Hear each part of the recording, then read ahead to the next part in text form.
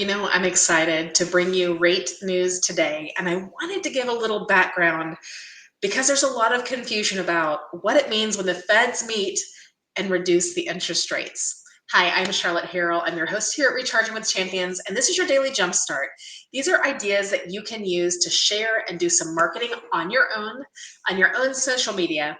And let's talk about interest rates today. Remember, I have got a static graphic that you can use in the toolkit if you want to just grab that static graph and then make the little blurb next to it that I've already got typed out in the toolkit. You're more than welcome to that. Or I've got my video that is all about the rates that you can just tag, you can duet it, you can post it on your social media, or you can make your own. So let's jump right in and let's talk about this graph. I'm mirrored, so I have to figure that out.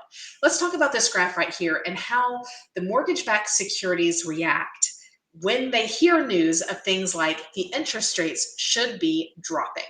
So I want you to notice that every single day on this graph is a tick. And remember that each tick, if it's going up on the graph, that means that your interest rates are going down because the mortgage-backed securities are doing better. If it goes down on the graph, that means that the interest rates are going up because those mortgage bonds aren't performing well, and that's when your rates go up. So if you will notice here at the very end, you're just going to see right over here, there is a lovely little plateau that we've had. And I've been celebrating every week because every week we've seen these rates slowly get better because at the last Fed meeting, they mentioned that they expected to do some rate dropping.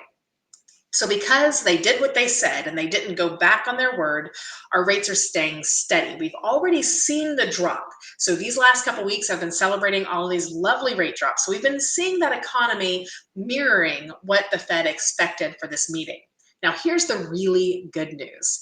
The really good news is not only did they do what they said they were going to do, but they talked about doing more rate reductions in the future. So what that means to us people that try to guess what the interest rates are going to be doing over the next couple months is we expect that the economy is going to continue to soften, meaning those jobs reports aren't going to come in as strong. We're going to have maybe more temporary employment or part-time employment, which just shows a softening economy. And when we have that, we're going to see those mortgage-backed securities and the mortgage bonds perform better. So we should see a continual improvement. And that's the great news that came out this week, is that we should not just see this plateau here, but we should probably see a little bit more movement to decreasing rates. So what does that mean to you?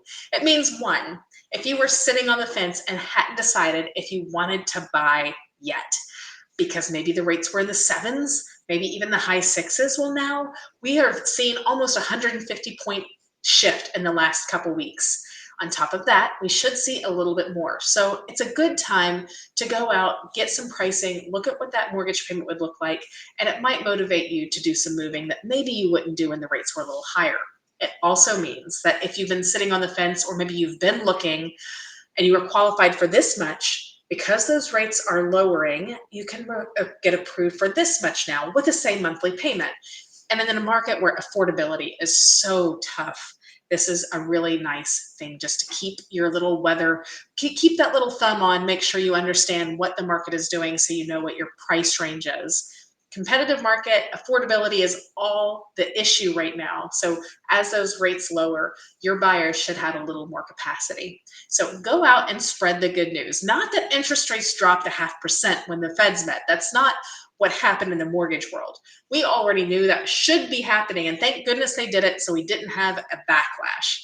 But on the flip side of that, they also talked about future decreases, which means we should see more rate improvement over the next couple of months. So fingers crossed. I can't wait to give you more good news. We'll see you next week.